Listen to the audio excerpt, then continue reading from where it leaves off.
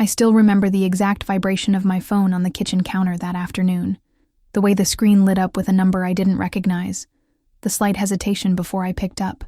At first, it felt like the sort of call you might ignore, but something in me, a tug in the chest I couldn't quite explain, made me swipe my finger across the glass and lift it to my ear.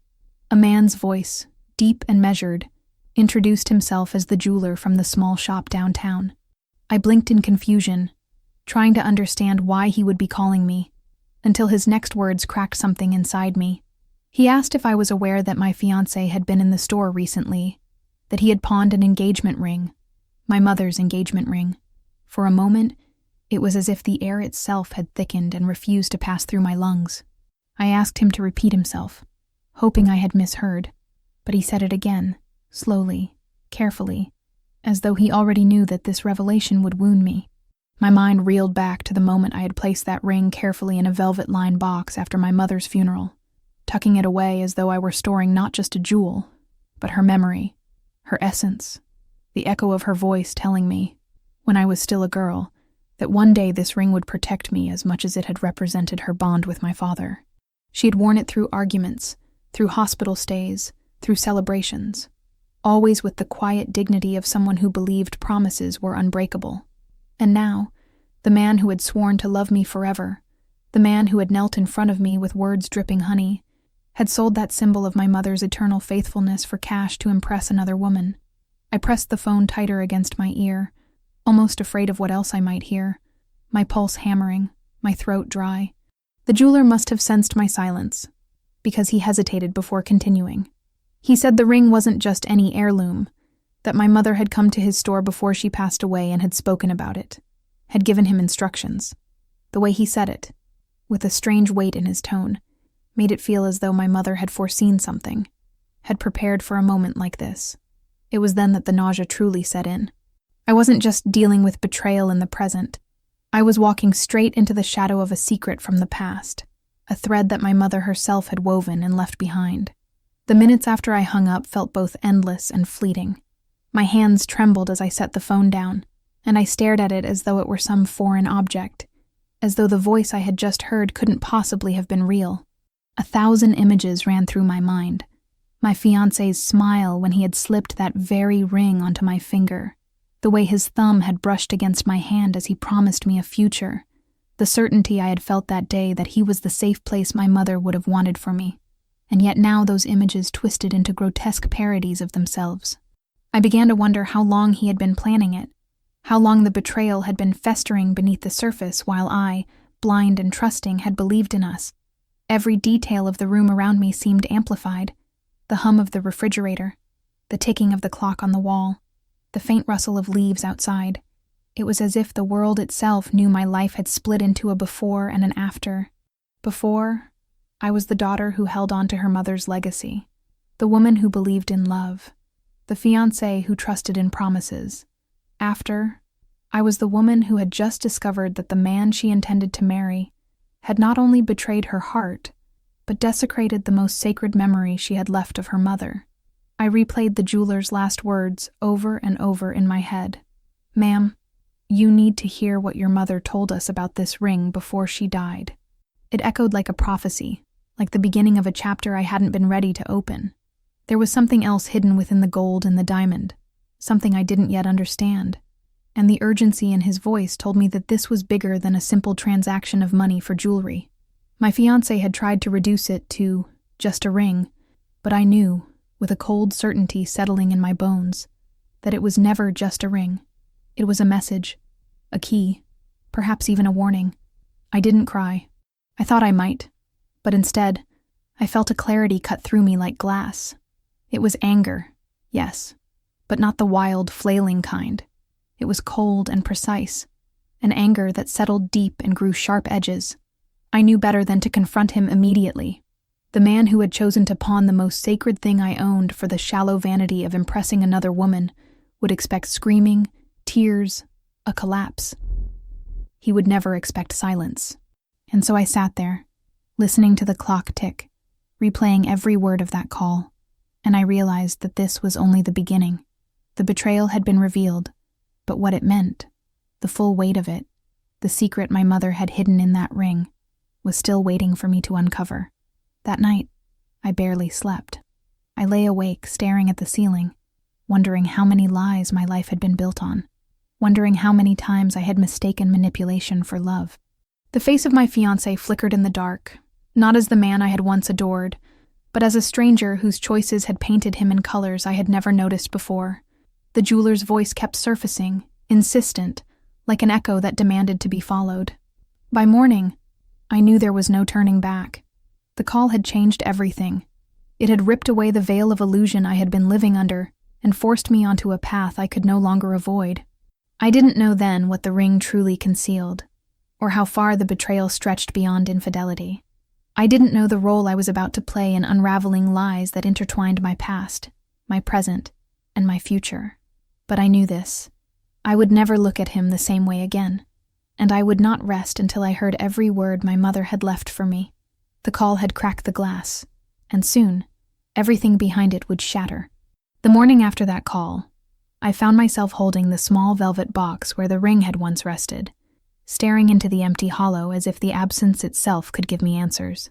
It was strange how an object could carry the weight of memory, how the absence of it could feel heavier than its presence ever did. My mother's ring had never been just jewelry to me. It had been a tether, a quiet reminder that love, at its purest, was not about grand gestures or superficial displays, but about endurance, loyalty, and sacrifice.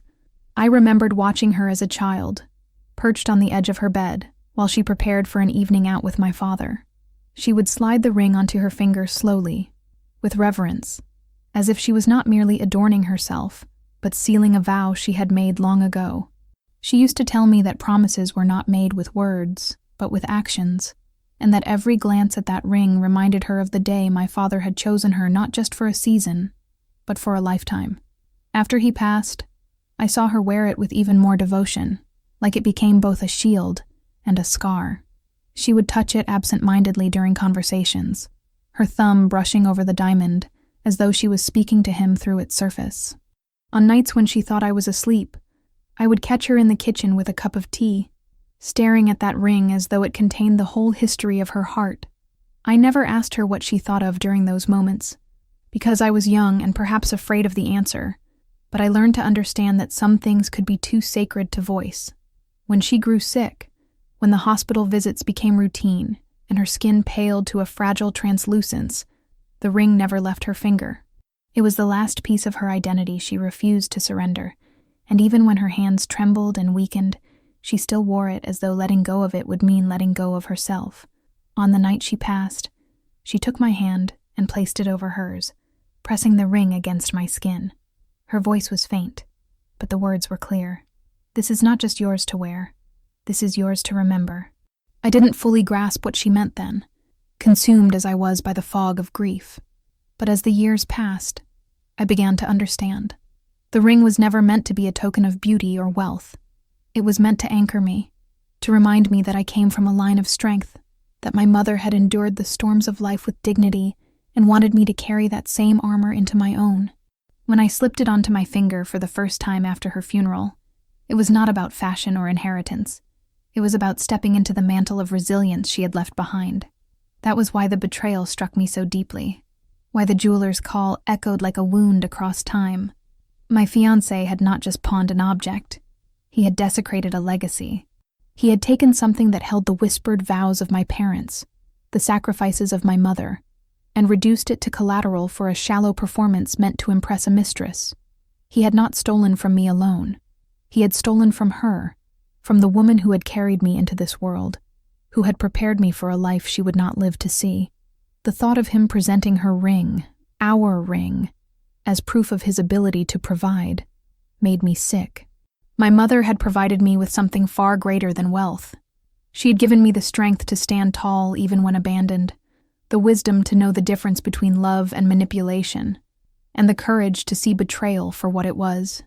As I sat in the quiet of my living room, the memories came in waves. I saw my mother brushing my hair and telling me that one day, a man would come who truly saw me, not just what I could offer him. I remembered her laughter, the warmth of her embrace, the way her eyes softened when she spoke of loyalty. I realized with a pang sharper than any blade that she had been preparing me all along for this very moment, though neither of us knew how it would come. The jeweler's words replayed in my mind, his voice carrying that strange weight. "You need to hear what your mother told us about this ring before she died." My mother, even in her final days, had left a secret tucked into the gold, a hidden truth that was waiting for me. It was not lost on me that my fiancé would never understand this. To him, a ring was a transaction, a way to buy admiration, to showcase success, to seduce with symbols of wealth. To my mother, it was the opposite. It was not wealth, but meaning, not possession, but presence. And that was the divide between us, the chasm I had failed to see until it swallowed us whole. I wondered, had she known? Had my mother sensed, when she entrusted me with that ring, that I might one day place it in the wrong hands? The thought haunted me, twisting in my chest, making me feel as though I had failed her by trusting someone unworthy. But as quickly as the guilt rose, so did something else, a cold, clear determination. If my mother had hidden something in that ring, then it was my duty to uncover it. If she had left a message for me, it was not by accident.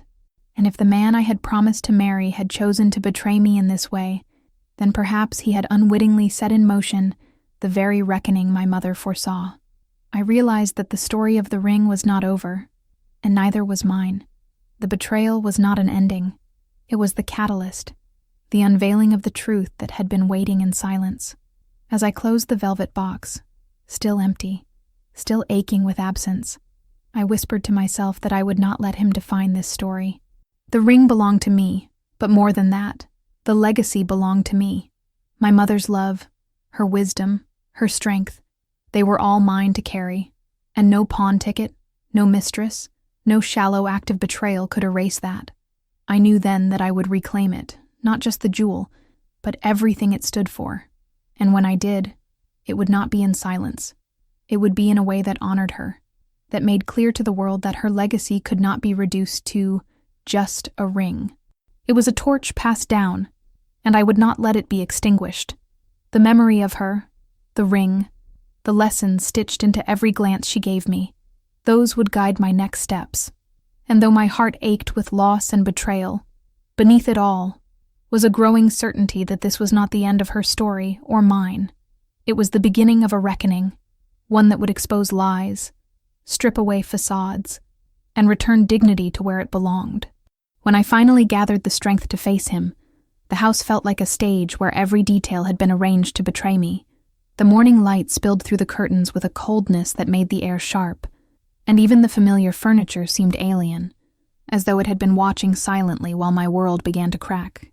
He was in the kitchen, leaning against the counter with his phone in hand, scrolling through messages with that careless expression he wore when he thought he had everything under control. I stood in the doorway for a long moment, watching him, my heart a storm restrained by sheer willpower.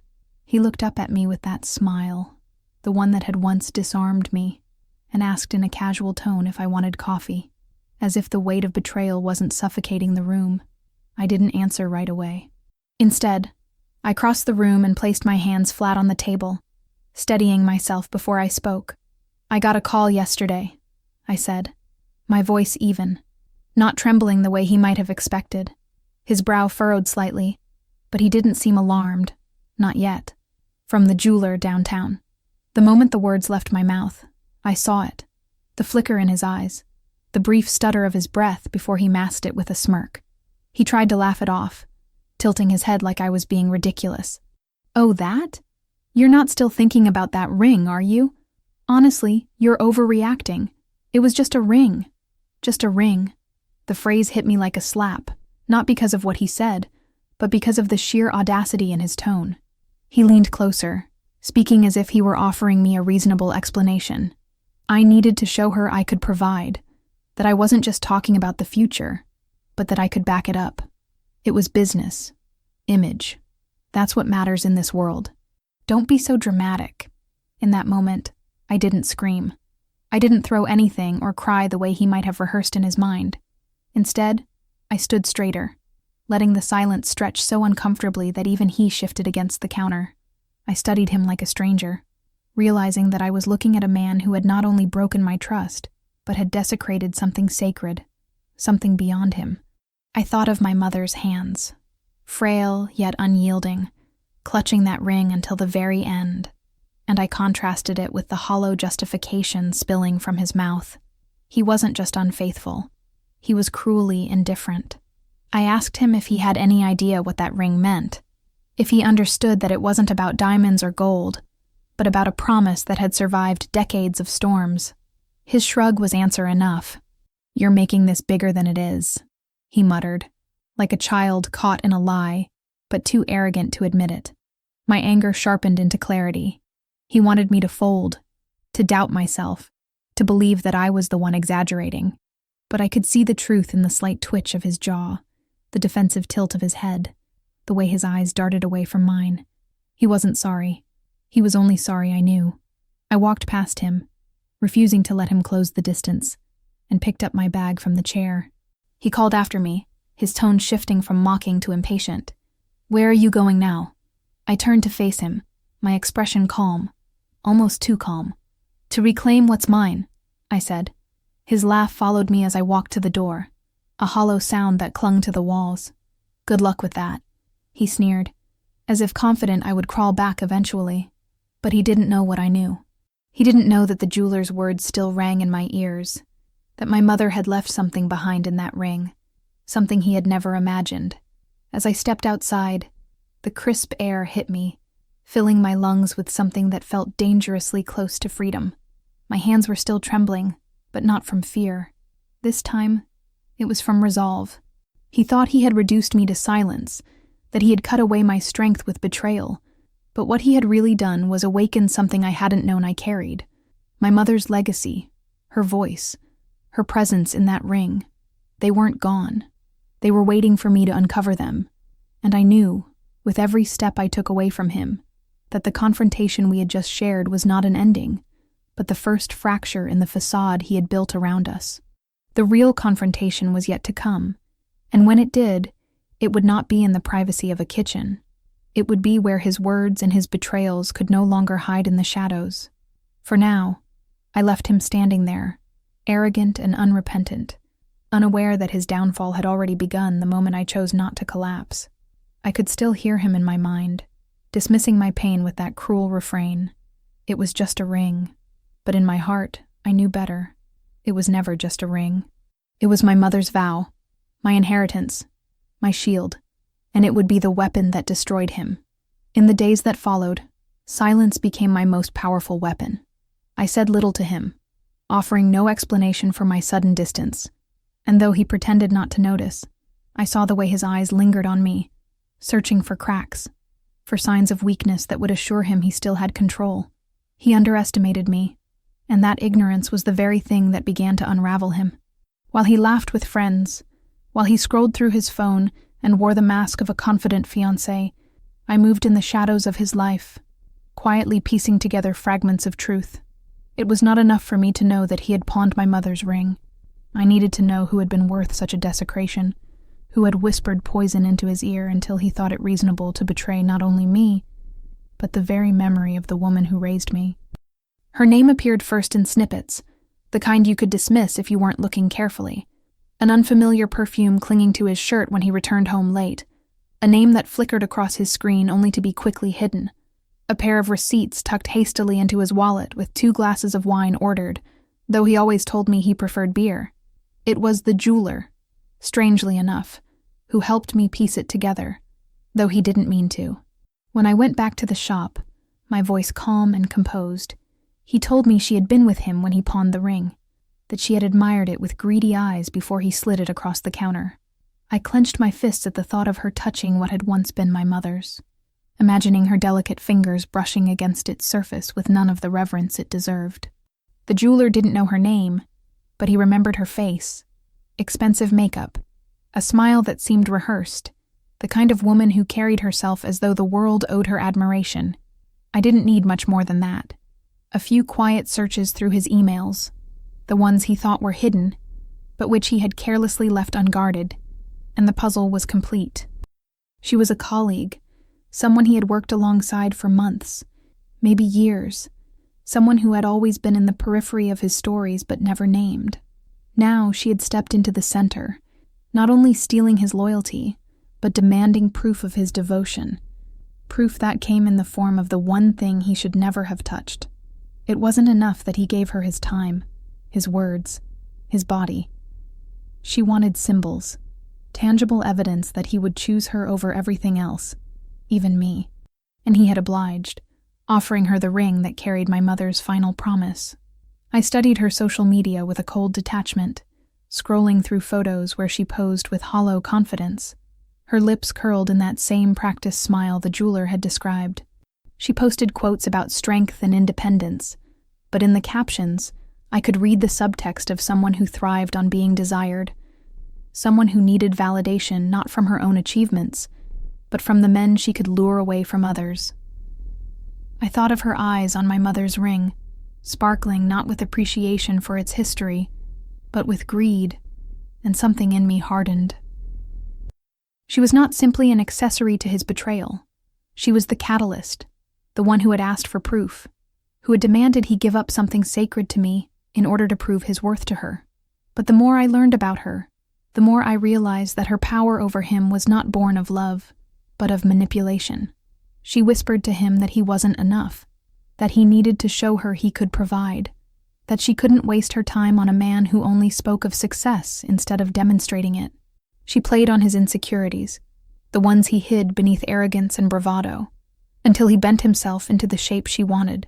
He wasn't her equal. He was her pawn. And yet, the irony was cruel. He had pawned my ring to satisfy her demands, reducing himself to the very thing she accused him of being, a man without substance, scrambling to buy affection he could never truly earn. I didn't hate her, not in the way one might expect. Hatred would have been too simple, too consuming, and I needed clarity, not rage. Instead, I regarded her with the same coldness I had begun to reserve for him. They were not two people in love, defying the world for passion's sake. They were parasites feeding on each other's emptiness, bound together not by devotion, but by vanity and greed. He needed someone to inflate his ego, and she needed someone to fund her illusions of grandeur. Together, they were a performance, one that might have fooled others, but not me. Still, I knew the danger she posed. She wasn't the kind of woman who would disappear quietly. She thrived on spectacle, on being seen, on leaving her mark on other people's lives no matter the cost, and so I understood that dismantling their alliance would require more than exposing him. It would require exposing her as well. She had touched my mother's ring, smiled at it, claimed it as a symbol of her triumph, and for that, she had bound herself into this story. She had stepped into a narrative that wasn't hers, and she would not leave it unscathed. As I closed my laptop and leaned back in my chair, I felt the cold determination deepen within me. I no longer saw her as a faceless shadow hovering over my relationship. She had a name, a history, and a weakness. She had taken something that was never hers to take, and in doing so, she had tethered herself to my revenge. I would not confront her directly. Not yet. Just as with him, silence was my ally, patience my weapon. But when the time came, when the truth surfaced before the eyes of everyone who mattered, she would fall alongside him.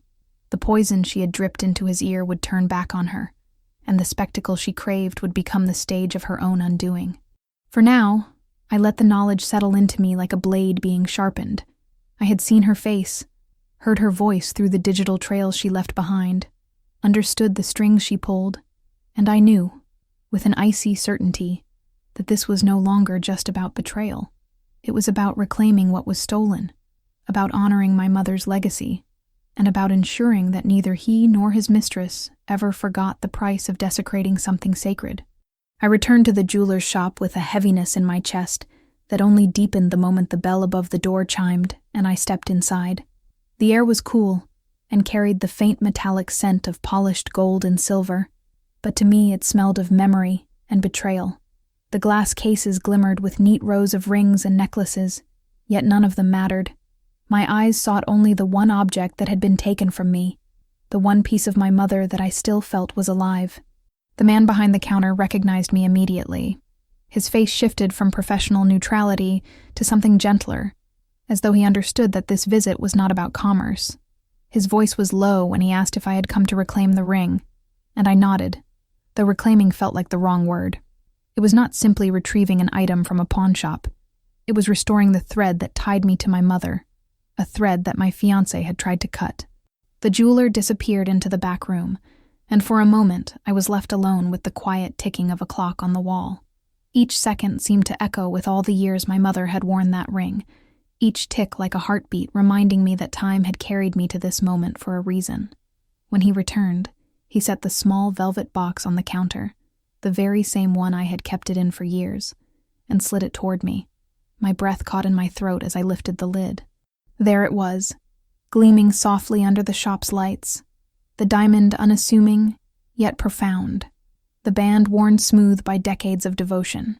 My hand trembled as I reached out, my fingers brushing the gold, and I felt the same current of presence I had always felt when my mother wore it. But before I could slip it onto my finger again, the jeweler cleared his throat. His eyes held a seriousness that rooted me in place. "There's something you need to know," he said quietly, almost as if he feared the walls might overhear. I froze, my hand still hovering over the ring, and listened as he told me that my mother had come to him not long before she passed. She had been weak, he said, but determined, and she had asked him to make a small alteration to the band, something that would not be visible to the naked eye. At first, he hadn't understood her urgency, but when she explained, he had agreed without hesitation. He leaned closer and lowered his voice further. Inside the band, he explained, there was an engraving, not the usual inscription of names or dates, but a message. He hadn't read it fully himself, respecting her privacy, but he knew it was important. She had told him that one day, her daughter would come for the ring, and when she did, she would need to see those words. My pulse quickened as he handed me a small magnifying glass and gestured toward the inner band. With hands unsteady but guided by something greater than curiosity, I lifted the ring closer to the light and peered inside. There, carved with delicate precision, were words so small they could barely be seen without aid. My eyes blurred for a moment before the letters sharpened into focus, and I read them aloud under my breath. For my daughter, when you doubt love, remember this. Strength is not in who holds your hand, but in who lets you stand alone. The words pierced me with their truth, each one a lifeline stretching across time from my mother's lips to my heart. It was not just a message. It was a prophecy, a shield, a final gift to protect me from exactly the kind of betrayal I was living through now. She had known, somehow, that there would come a moment when I would question love, when I would be tempted to measure my worth by someone else's loyalty, and she had given me this reminder that my strength was not tied to him, not tied to any man, but to myself. Tears pricked my eyes, though they did not fall. I felt the weight of her presence as though she were standing beside me, her hand steadying mine, her voice whispering in my ear. For years I had thought the ring was simply a symbol of her love for my father, but now I understood it was also a vessel for her love for me. She had left me a message not only of remembrance but of guidance, one that would outlast even her absence. I slipped the ring onto my finger then, and it fit as if it had been waiting for this exact moment, snug and warm against my skin. It was no longer just jewelry, no longer just an heirloom. It was a weapon, a truth, and a vow. The jeweler watched me with quiet respect, and I thanked him, though the words felt too small for what he had given me. He nodded, telling me that he had promised my mother to keep the ring safe until it found its way back to me. He said he had not expected it to return through such unfortunate means, but that perhaps this was what she had foreseen. I left the shop with the ring on my hand, the weight of it both comforting and sobering. Outside, the world looked the same. The cars, the people rushing by, the gray clouds gathering in the distance. But for me, everything had changed. As I walked, I thought of my fiancé and his mistress, their laughter, their vanity, their shallow performance of desire. They believed the ring was theirs to use, to flaunt, to reduce to nothing more than a symbol of wealth. But now I knew the truth. It was mine, not only by blood but by destiny, and with it, I carried my mother's words, her strength, her warning. He had tried to strip me of it, but instead, he had delivered me directly into the heart of its power. The revelation settled in my chest like a steady flame. I no longer felt like the betrayed woman staggering under the weight of loss. I felt like the daughter of a woman who had seen farther than her own life, who had known her child might one day face the cruelty of deceit and had left her armed with truth. My fiancé thought he had won when he pawned that ring, when he declared it was just a ring, but he had never understood what it truly was. And now, with it back on my hand and my mother's words etched into my heart, I knew that his time of mocking indifference was over. He had opened a door he could not close, and soon enough, he and his mistress would learn that some legacies cannot be pawned, sold, or stolen. They endure, and they destroy anything built on lies. That night, I sat alone in my room with the ring pressed firmly against my palm, the engraved words seared into my mind like fire etched onto stone. I turned it over again and again, studying the smoothness of the band, the tiny hidden inscription carved with such delicacy, and I realized that what my mother had left for me was more than a message. It was a map, a reminder of who I was and who I was never meant to become. For hours, I couldn't stop whispering those words under my breath. When you doubt love, remember this: strength is not in who holds your hand, but in who lets you stand alone. Each repetition was a thread stitching me back together, weaving strength where betrayal had tried to unravel me. It was as though she had spoken across the veil of time, as though she had looked into my future and known exactly where my heart would be broken, leaving me a lantern to light the darkness. I remembered all the times I had doubted myself in the relationship, all the moments when something inside me told me his words didn't match his actions, when his gaze lingered elsewhere even as he promised me forever, when his tone carried impatience as though my presence were a burden. I had silenced those doubts because I thought love meant holding on, because I thought loyalty meant ignoring my own instincts. But now I understood what she had meant. Strength was not about clinging to someone who drained me. It was about standing tall, even when the hand I once trusted had betrayed me. My mother had endured her own storms, I realized. She had lived through disappointment, through losses I had been too young to see clearly, and yet she had still carried herself with grace. She knew that someday I would face a storm of my own, and she had given me this reminder not to break when the wind came, but to bend and rise again. The more I reflected on her words, the more I began to see the contrast between the love she had known and the hollow imitation my fiancé had tried to offer me. My father had given her a ring as a symbol of permanence, of unity, of loyalty through time, and my fiancé had given the same ring away as if it were nothing more than currency to buy lust and admiration. The gulf between those two meanings was immeasurable, and in that gulf, I finally saw the truth I had been refusing to face. This man was never worthy of me, never capable of love in the way my parents had understood it. He was a performer, an actor desperate for applause, and I had been the unwitting audience until now. But even as the anger pulsed through me, I also felt a strange calmness settle over my heart. The engraving was not just a condemnation of betrayal. It was a call to action. My mother had not written those words so I would wallow in grief, but so I would rise, sharpened by the lesson. I began to see the next steps, not as acts of vengeance, but as acts of justice, not only for myself, but for the legacy of the woman who had entrusted me with this ring. She had given me her strength, and now it was my duty to use it. I slipped the ring onto my finger again and held my hand up to the lamplight, watching how the diamond caught the glow and scattered it across the walls. For the first time since the betrayal, I didn't feel diminished. I felt fortified. The words inside the band became a silent oath. I would no longer allow myself to be manipulated by his arrogance or her poison. I would no longer measure my worth through the lens of their shallow desires. My strength was my own, and I would use it to expose them, to dismantle the lies they had built, to strip away their illusions, until nothing was left but truth. I thought about confronting him again, about showing him the engraving and letting the weight of my mother's words crush his dismissive arrogance. But no, something in me knew that wasn't the right moment. Not yet. The power of those words was not meant to be wasted on a private quarrel. They were meant for something larger, something undeniable, something that would leave no room for denial or escape.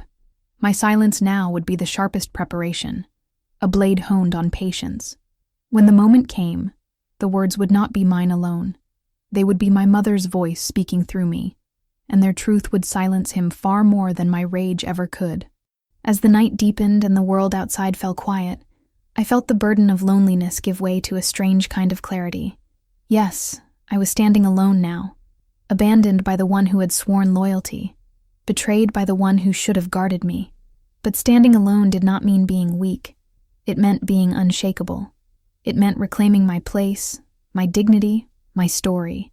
I realized that my mother's final gift was not the ring itself, but the knowledge that I had always been enough, even without anyone else's validation. And with that knowledge, I began to craft my plan, not out of desperation, but out of strength. By the time dawn touched the horizon, I was no longer the woman stunned by betrayal, staring at the phone in disbelief. I was the woman my mother had raised me to be, watchful, deliberate, unafraid of the storm, because I carried its lightning in my veins. The engraving had unlocked something inside me, something I hadn't realized I was capable of until now. I was not broken. I was sharpened. And soon he and his mistress would learn that while they had treated the ring as a pawn, I had always known it was a weapon. The first time I let him see that I knew, I did not raise my voice. I did not wave accusations like daggers in the air, and I did not give him the satisfaction of tears. Instead, I let silence wrap around me like armor, silence laced with the knowledge of every secret I had uncovered and every word my mother had hidden for me in that ring. He came home late that evening, the faint scent of her perfume clinging to his jacket, the shadow of satisfaction etched on his face, as though he believed his deceptions were invisible. He tossed his keys onto the counter with careless ease, poured himself a drink, and smiled at me in that lazy, practiced way he had once used to charm me. But when his eyes met mine, he faltered. I didn't look at him with suspicion or desperation. I looked at him with the kind of calm that unnerves, the kind of stillness that makes liars sweat. I set down the glass of water I had been holding, and allowed my hand to rest on the table, the ring glinting faintly under the light.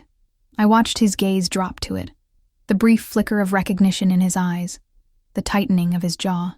He knew I had it back, and for the first time, I saw unease crack through his veneer. He tried to mask it with a laugh, asking lightly if I had been shopping, as though this sacred piece of my mother could ever be mistaken for a purchase from a store. I said nothing, just let my fingers trail along the smooth band. The engraving pressed against my skin and lifted my eyes back to his. The silence stretched, heavy and deliberate, and I could see him shift in his chair, restless under the weight of what I wasn't saying. "Why are you looking at me like that?"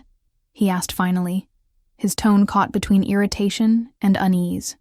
I smiled faintly, a smile without warmth, and told him that sometimes silence said more than words ever could. I didn't need to explain further. He laughed again, forced and brittle, and turned his attention back to his drink, but his hand trembled as he lifted the glass. I knew then that the seed had been planted, that doubt was already crawling into his mind. How much did I know? How much had I seen? The not knowing was its own torture, and I reveled in the knowledge that he was beginning to feel the edge of the trap, without yet realizing how close it was to closing. Over the next days, I let that silence do its work. I moved through the house with measured grace, never accusing, never arguing, but always watching, always letting my gaze linger long enough to unsettle him. When he boasted about his day, I listened without response, letting my stillness mirror the hollowness of his words. When he reached for my hand, I let the ring catch the light, reminding him of the vow he had pawned away for vanity. He began to sleep less soundly, shifting in the bed beside me, his body tense with the weight of questions he dared not ask. I could feel his frustration simmering, his arrogance fraying, and I knew that my silence was cutting deeper than any outburst could have. But it wasn't only him I confronted in this way. I saw her once, at a cafe near his office, her laugh carrying across the room like glass shattering. She was seated with friends, her posture regal, her eyes scanning the room for the admiration she craved. I didn't approach her.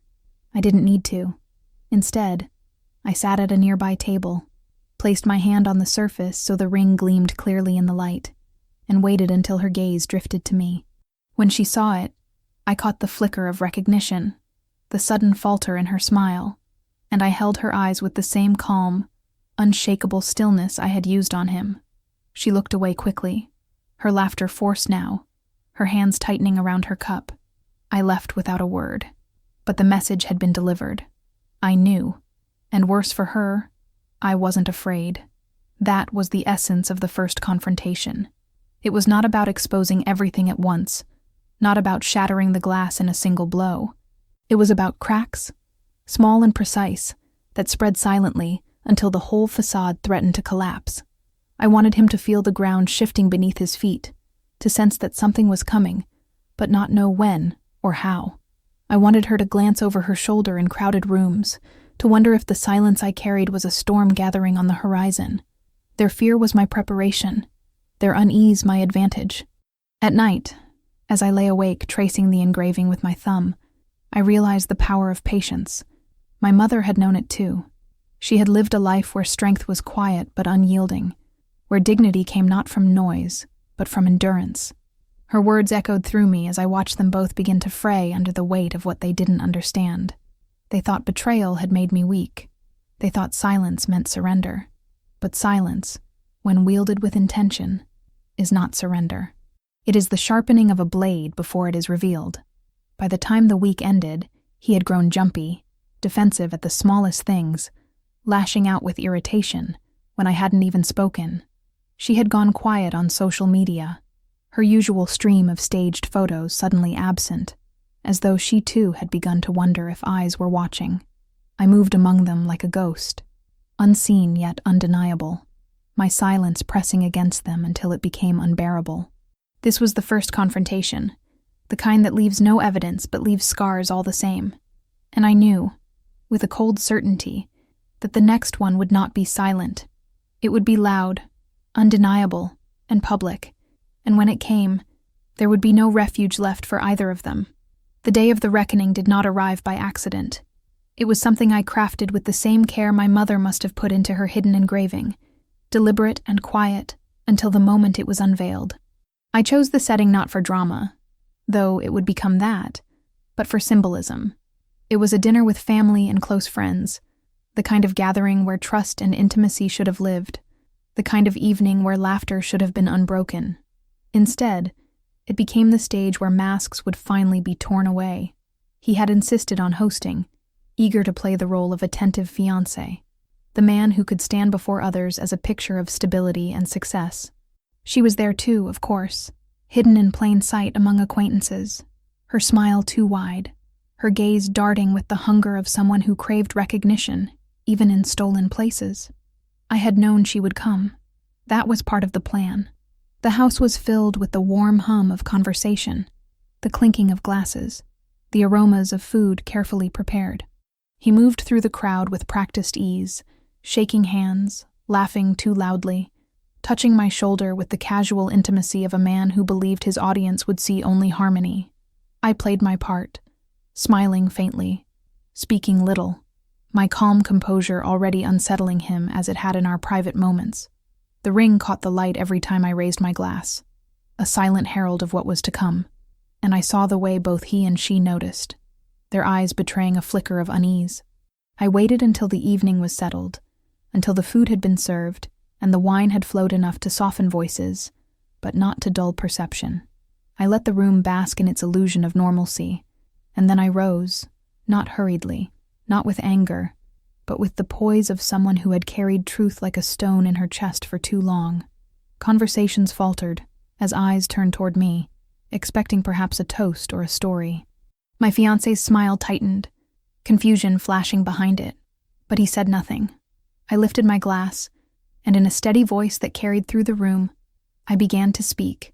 I spoke not of betrayal first, but of legacy. I told them about my mother, about the ring that had been hers, about the engraving she had left hidden within it.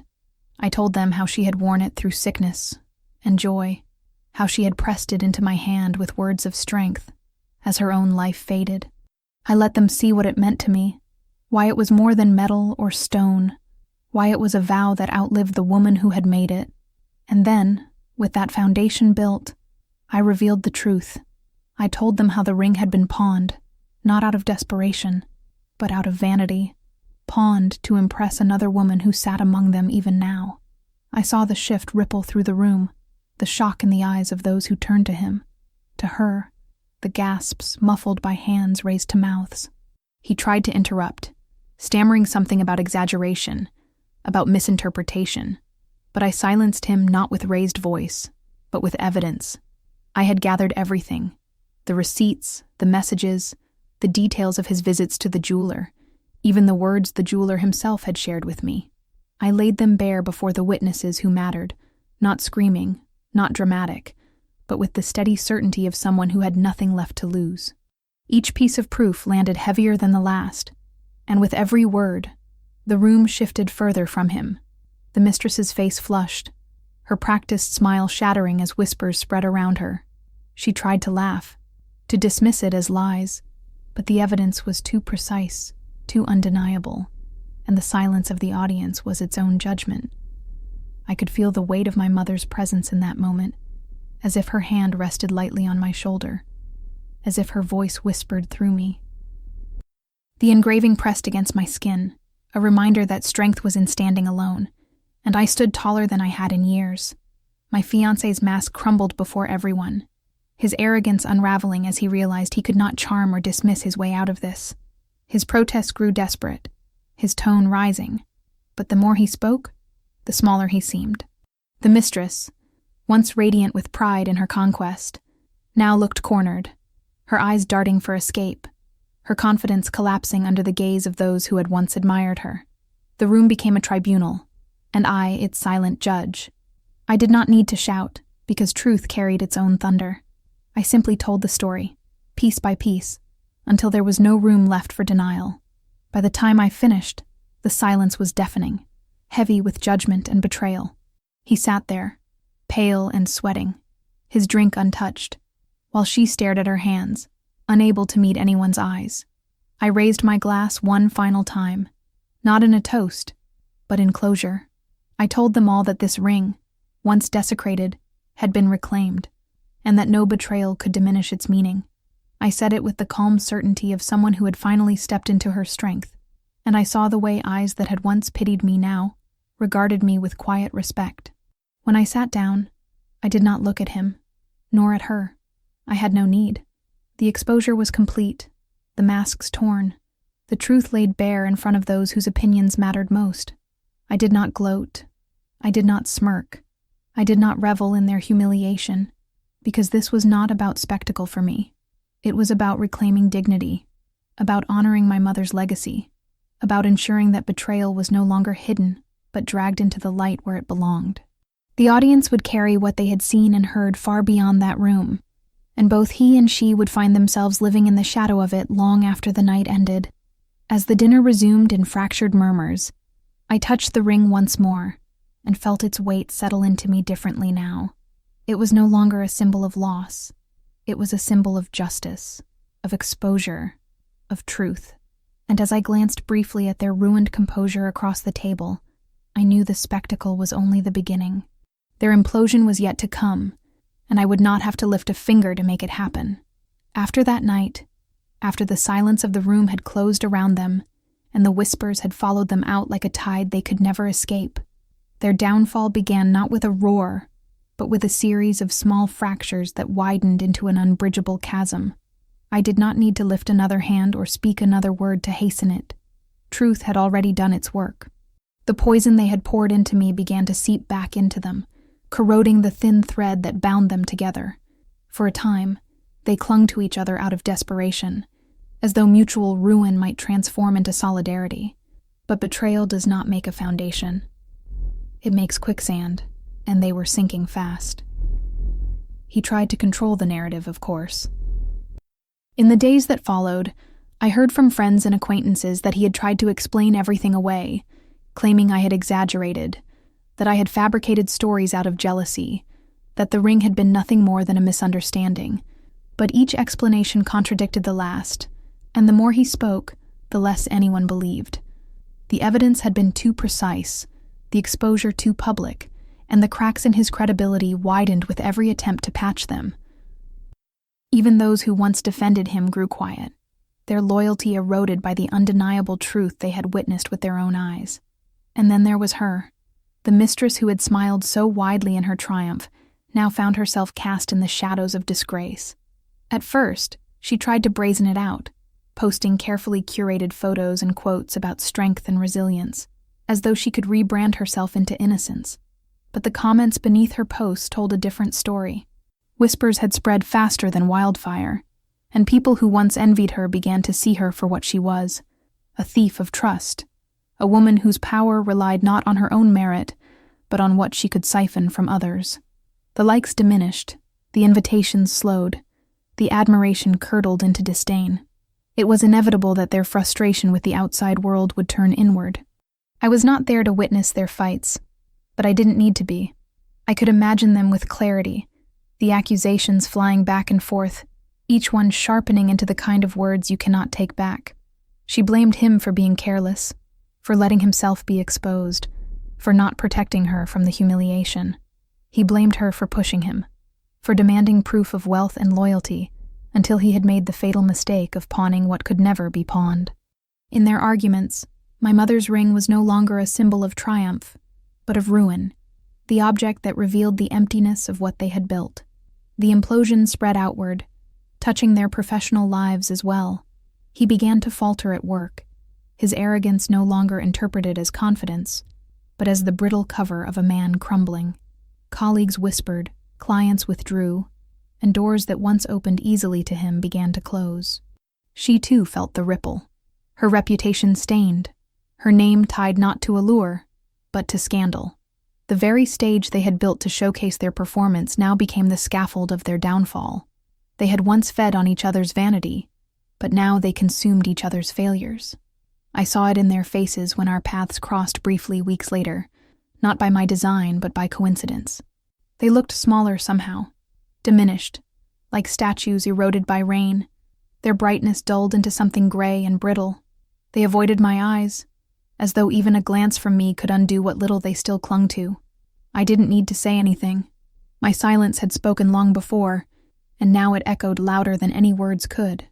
Their implosion was not a spectacle of fire and smoke, but of quiet collapse, of two people realizing too late that betrayal cannot sustain itself when stripped of secrecy.